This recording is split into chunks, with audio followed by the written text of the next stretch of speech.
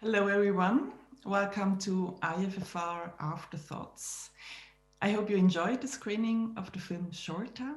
My name is Annina Wettstein. I'm the programmer for Scandinavia and the German speaking territories. And I'm joined today by the two Danish co writers and co directors of the film, Anders Olholm and Frederik Louis Hviid. A very warm welcome to you too. Thank Thank you. you very much. It's so good to have you here, even if it's not in 3D. From where are you joining us right now? I'm in Copenhagen. Mhm. Yeah. Yeah, me as well. I'm joining you from my basement. That's the In basement. my It house. looks very Yeah. nice. So you both Thank of you you. have like very nice surroundings with the movie posters, and it looks Yeah. cozy. Yes. This is where my wife allows me to have my movie related items. I see. Okay, so let's get started. Shorta is your feature debut as directors and for your first collaboration as co-directors. And the film premiered in Venice last year at the Critics Week. So actually, you are among the happy few that had a premiere at the physical event. So can you share with us how that was in the last year and how is it to continue your amazing festival journey now on the online road? Um, yeah. There you Anders, go. will you start, Anders, or should I? I'll go. Okay. We were we've been sort of very just very fortunate in terms of the whole lockdown situation and all that. First of all, getting accepted to Venice is you know feels like just a huge acknowledgement and a dream come true, more or less. And being able to actually go and experience the festival, although in a sort of scaled down version, was just a tremendous experience, premiering your debut film nonetheless at the Critics Week, and doing so in Venice, in Italy, a place that certainly has a lot of reverence for uh, art as a whole, but filmmaking also, and it was a huge experience. Frederik, do you want to add? No, I mean, no. I think that was pretty much hitting the nail on the head. It was a. I mean, I think to both of us, it was a childhood dream come true to actually be able to premiere your film at a festival that is held in such high regard as Venice is. And in many ways, I think Anders and I and the producers at Tuborg, we were all a little bit nervous that we might not have a festival life because of the current situation. And then we were just so fortunate, as Anna said, to actually first of all being accepted into Venice, but then secondly that it actually was a physical festival where we could go and we could present the film in front of a live audience, which was just exactly how we wanted the film to be viewed and experienced in a cinema together. Mm. Yeah, well, it was an extraordinary year, and the film couldn't be more timely and relevant. And of course, relate to the political polarization, the systemic racism. So, as we know, it's always takes some time to write and shoot the film. So, how was that for you to see like this mind-blowing resemblance to the actual events of last year, and yeah, this to have to bring out like this relevant movie? How was that for you? Well, it was in terms of the George Floyd uh, incident, or whatever you want to call it, the killing of George Floyd. It was Mm. We were just very just horrified, and I think you know, for various reasons. Number one, because of the tragedy itself, and also because it's, you know, we were very worried that that the film would, or we would come off as cynical, or somehow trying to, you know, you know,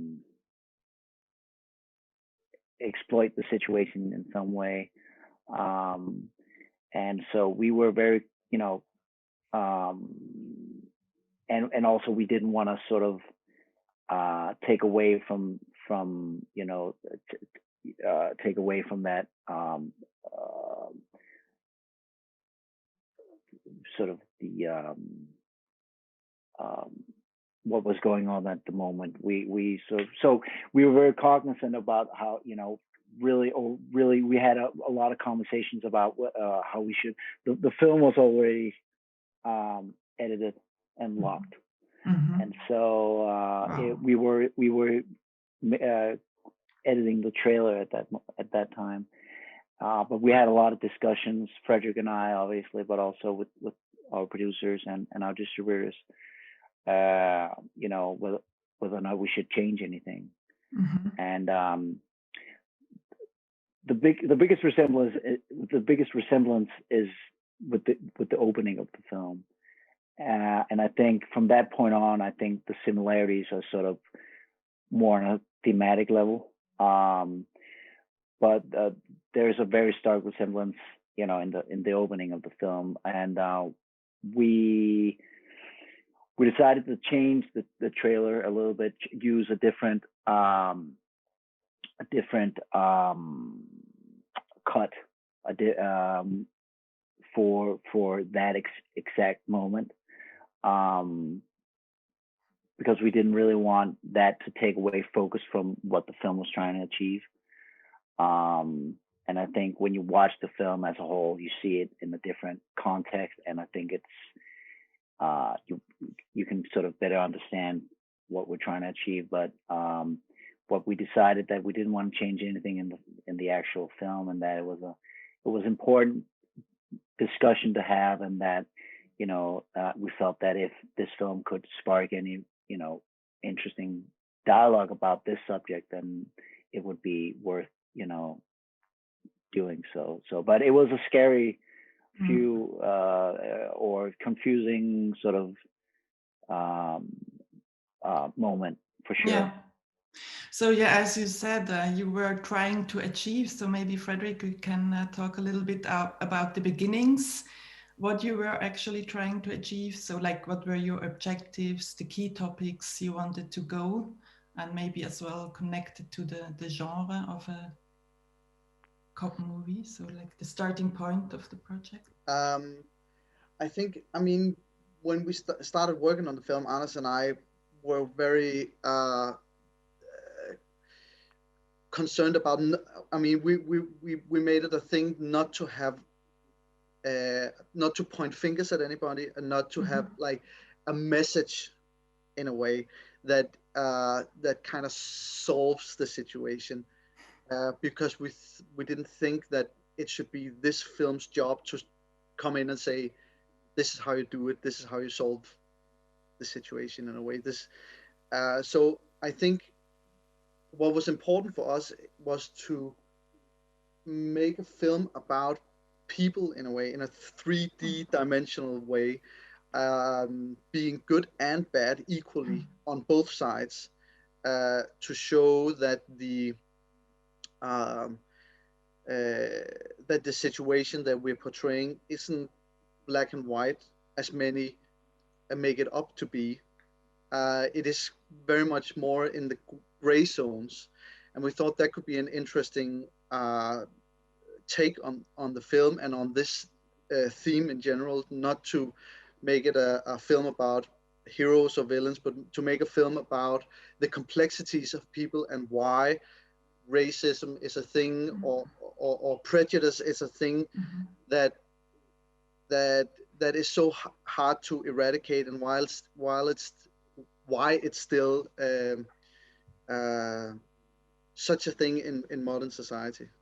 I think that was what interested us. And then we, I mean, in many ways, we looked at the news, we looked at the contemporary politics in Denmark, and we asked ourselves a lot of questions, and where we thought how the snowball could keep rolling if we kept down this road that we think we are on the path on, if that makes any sense. I don't know if I'm babbling.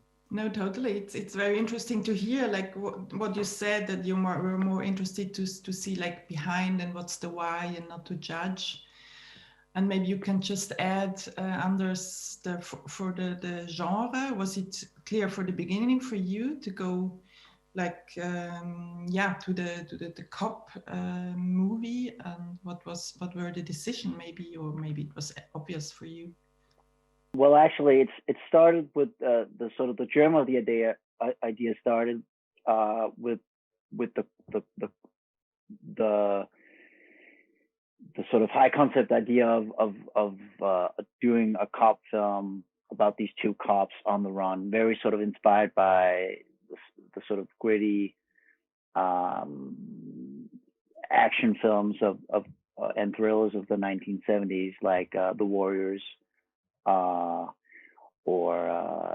Assault on Precinct 13, or even cop films like which is almost like a subgenre within itself, with sort of anti-heroes like Paul Doyle in French Connection, or Serpico with Al Pacino. Films that we've sort of strayed away from doing, and especially in Denmark have never done. And so it really started with that, and with a fascination of that type of film. And for both of us, I think we both wanted to sort of do something within that world. It's an interesting, it's interesting partly because it's, you're dealing with people who are, dealing with sort of the darkest aspects of human nature on a daily basis, and where right and wrong comes into sort of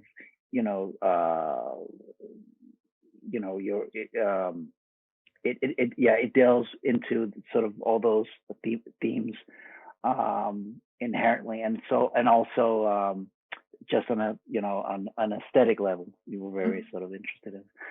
And then we started doing a lot of research, talking to law enforcement officers, talking to sort of young people like Amos in the film, in social housing projects, talk to sort of people who work with youths and so on, and it really sort of all the depth or the sort of overarching themes of that Frederik described really came from that research, and from really getting a closer look at and recognizing the similarities between the cops and the angry young men. They both sides feel demonized, misunderstood, are trying for the most part to do their best. Most of them are good, decent people. There's most of the time there's a reason why people do the things they do. It might not always be the right reason, but oftentimes, if you really especially in these times, like Frederik sort of hinted at, I think we're living in a time where people are very sort of preoccupied with demonizing other people, with judging other people, with putting people in boxes and saying sort of this is right and this is wrong, and there's no sort of in between. I think this is, for me at least, and I think for Frederik as well, it's very much a story about empathy and about sort of being reminded of other people's humanity and of your own humanity as well. So it was a kind of a combination between wanting to do a sort of high concept throwback action film, gritty thriller, and then all the sort of substance came later. Yeah, that's interesting to hear, because you have a lot of consequences then on the visual style, the music, the sound, and there would be a lot of topics we could talk, and time's running. So I want to maybe jump in this one scene, which seems to be a key scene with the body search of Amos. Maybe you can just, on this example, tell a little bit about like the constellation, the setting of the district also, and like maybe this aspect of surveillance, and then connected to the dramaturgy as well. Like there's the very first encounter, and then starts like all the riots. And can you just maybe at that example explore a little bit how you worked as well, maybe in the shooting? That was a lot of topics in it, but maybe you go there where you want. Which one would you like the most to talk about? For me, the body search scene is really a key topic, and it shows, first of all, this surveillance you have, like everybody's watching and the cops are watched. And this is connected to the district, which is like a trap. And so I would like to explore these constellations and the setting of the district. I think what we wanted to do with the body search in reality was to make, I mean, as Anna said, we have done a lot of research, and we talked with a lot of police officers. We also talked with a lot of these kids who were these young men who have been trying to be body searched like that, and we wanted to make a portrayal of a body search that actually felt authentic, that wasn't too nice in a way, that it was real how they can happen, and how many people have experienced them to be. And it was important for us that this first inciting incident in a way should be as, how can you say it should be, he shouldn't really have a reason. It should be to prove a point, really. And that was the point of it all, that all of this should come from something that is from proving a point. Mm-hmm. And then we put it in a setting of Svalegården, where they obviously are being watched, but this is kind of a point as well, that this is it's a statement, a show of force, as Anders would call it, that this is Mike's territory, and he's the boss here, and that was the point of the scene. So this Svalegården is also very much. Oh, sorry. It is, as you said, it's very much a key scene in the sense that it sort of embodies the whole conflict in that one scene between the police officers and the young men. And I think you have sort of everything you need to know about the conflict, at least from a dramatic point of view, and also the characters where they stand, both Jakob Lohmann's character and Frederik Sayed's character. And also we talked a lot about Svalegården, the social housing project, being a character in itself, and that it changes character in that scene. It goes from being sort of a very pleasant summer day, people out, young people, kids are playing, neighbors are talking, there's a lot of activity, there's a lot of life, and then all of a sudden the sort of dynamic changes very rapidly, also very much on in terms of the sound design and the background and all that stuff. But it is very much a key scene, and also in the sense of sort of really sort of embodying, or it holds all those themes and that whole conflict in that one scene. So it was a very, very difficult scene to shoot, very difficult scene to write. We spent months rewriting that scene to get it just right. And then it was set while shooting. So maybe just to wrap it up, talk about the cinematographer as well, who was very close to the actors, just to maybe finish with that one? I think in that specific scene, we wanted to feel, we wanted the audience to feel Mike's presence kind of dominating Amos and dominating us in a way. So we shot it in a way where it felt like he kind of took over the frame at some point, and he was actually so close to us that we wanted to veer away from him. And I think it was a it was a point generally cinematographically in this film to be where the cops are and be with them, um, and to be as close to them in the situation that they are in. I mean, if they were in danger, camera was close to them. If they were in a more relaxed situation, I don't know if you can call any of the situations that they are in relaxed, but the more relaxed, the more open space and the more distance the camera has to the characters. We wanted the camera to be our third officer, as we said. That was kind of one of our one of our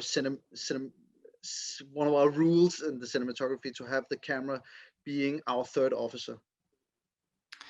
Yeah, it's really fascinating, the whole setting and this way of in the labyrinth, and they just have to get out. And I have to wrap it up. We are running out of time. Thank you so much for your participation in this conversation and for sharing your thoughts behind.